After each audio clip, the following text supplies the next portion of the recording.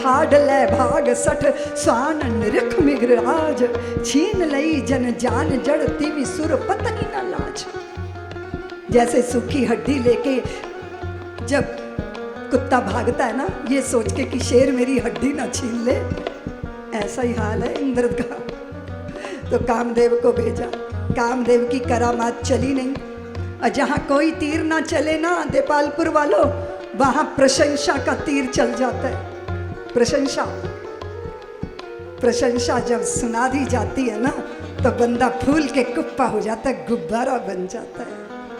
कामदेव कहते हैं वाह रे वाह, कैसे अद्भुत हैं आप। अरे वो तो काम को जीते थे पर क्रोध को ना जीत पाए, पर देव ऋषि आपने तो काम भी जीत लिया, आपने तो क्रोध भी जीत लिया।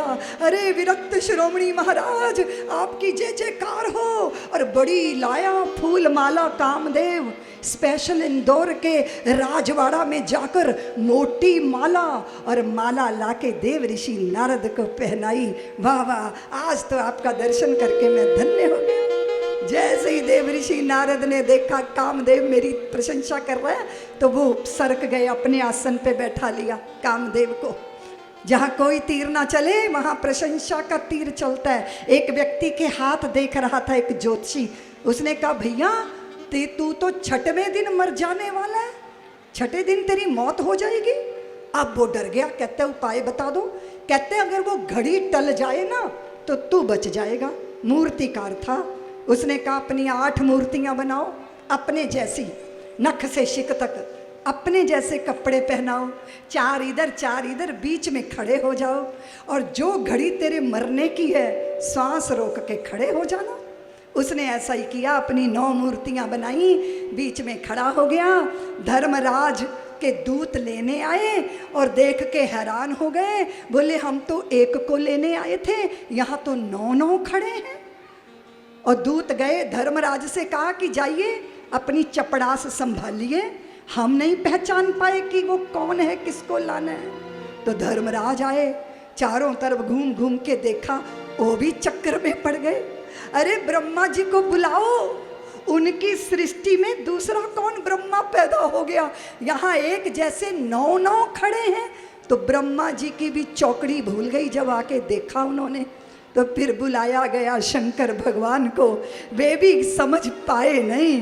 फिर तो श्री हरि को पुकारा गया, नारायण भगवान आए, चारों तरफ घूम घूम के देख रहे हैं और फिर कह रहे हैं वाह वाह क्या बात है, ऐसी प्रतिमा, ऐसी मूर्तियां, नख से शिख तक एक जैसी। अगर बनाने वाला मिल जाए ना तो ऊंचे से आसन पर बैठाएंगे और बड़ी पुष्प माला पहना के आदर सम्मान करेंगे। जब नारायण भगवान ने ये कहा तो बोल पड़ा, कहता जी मैं ही हूँ बनाने वाला। भगवान बोले आजा आजा, तेरी तलाश थी, आजा। यहाँ प्रशंसा से पत्थर की मूर्तियाँ भी डोल जाती हैं। ऐसी प्रशंसा की देव ऋषि नारद की कामदेव ने कि बस चौकड़ी भूल गए नारद। और हुआ ये कि अपनी प्रशंसा के गीत गाते गाते भोले बाबा के पास पहुँचे। भोले बाबा बोले आपके पिताजी ने मना किया ना कि ये बात किसी से मत कहना। अब मुझसे कही तो कही, पर आप नारायण भगवान से मत कहना, वो बड़े कौतुकी हैं, वो बड़ा नौटंकी करते हैं, बड़ा ड्रामा करते हैं और बड़ा माया में नचाते हैं, भूल के भी मत ऐसा करना। देव ऋषि बोले इतनी बड़ी उपलब्धि और अखबार में ना छपवाऊं, दैनिक भास्कर में तो छपना ही चाहिए, दैनिक जागरण में नहीं, नहीं, आज तक में एबीपी न्यूज में मेरे समाचार फैल जाने चाहिए।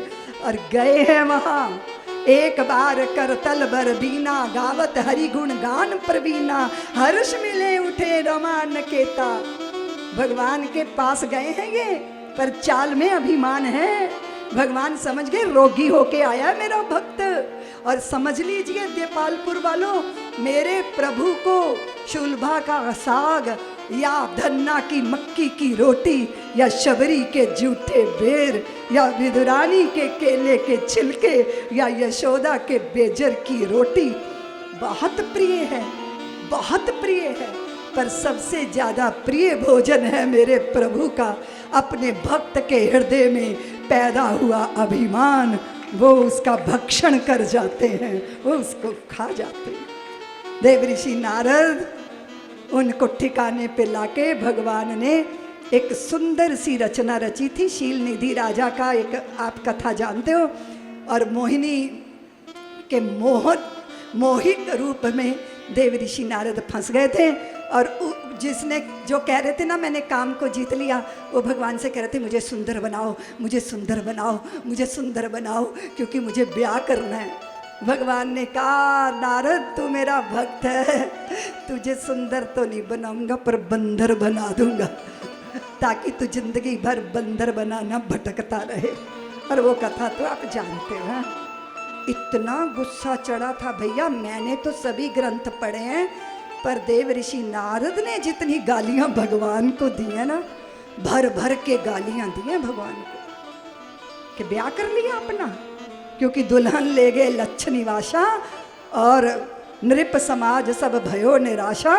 और वो मोहिनी तो, अरे नारद तू तो छोटा बच्चा, कहते ना जब उसकी माँ कहती है तू ब्याह कर ले, तो कहते मैं तेरे से ही ब्याह करूँगा। छोटे बच्चे अपनी मैया से ही ब्याह करने की सोचते हैं। तो ये विश्व मोहिनी कौन थी? ये तो लक्ष्मी ही थी ना। नारद अपनी मैया से ब्याह करने की ऐसे बातें कर रहे हो जैसे छोटा बच्चा तोतली भाषा में अपनी मैया से ब्याह करने की बात कहे। बहुत प्यारी सी कथा है। बाद में शाप दे दिया देव ऋषि नारद ने कि मुझे बंदर का मुंह दिया है ना, तो बंदर ही तुम्हारी सहायता करेंगे। मैं पत्नी स्त्री के लिए व्याकुल हूं ना, तुम भी पत्नी के लिए रोओगे। और मनुष्य का रूप धारण करके तब भगवान ने कहा था देव ऋषि पछताओ मत, तुमने मुझे शाप नहीं दिया, तुमने मुझे वरदान दिया है। मैं मनुष्य बनकर राम बनकर धरती पर जाऊंगा और धरती को धन्य बनाऊंगा। सब्सक्राइब करें साध्वी ऋतंभरा जी के YouTube चैनल को और हमारी वीडियोस को सबसे पहले देखने के लिए बेल आइकन को दबाना ना भूलें।